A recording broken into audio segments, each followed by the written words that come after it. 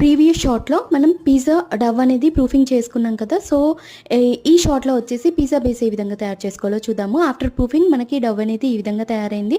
So ఈ విధంగా తయారైన డవ్ని ఒక 2 to 3 మినిట్స్ పాటు మళ్ళీ నీట్ చేసుకోవాలి. ఇక్కడ వచ్చేసి నాకు 1 large pizza and medium size పిజ్జాకి డవ్ అనేది నేను 2 పార్ట్స్ కింద సపరేట్ అయితే చేసేసుకున్నాను.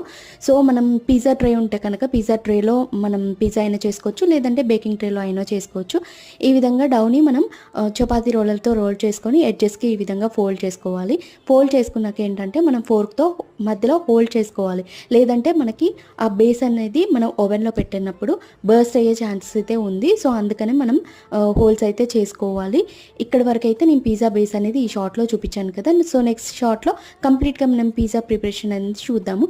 సో ఈ వీడియో ఎలా అనిపించింది నాకు కామెంట్ బాక్స్లో కామెంట్ చేయండి. వీడియో నచ్చితే కనుక తప్పకుండా లైక్, షేర్, సబ్స్క్రైబ్ చేయడం మాత్రం మర్చిపోకండి. Thank you for watching. Have a nice day.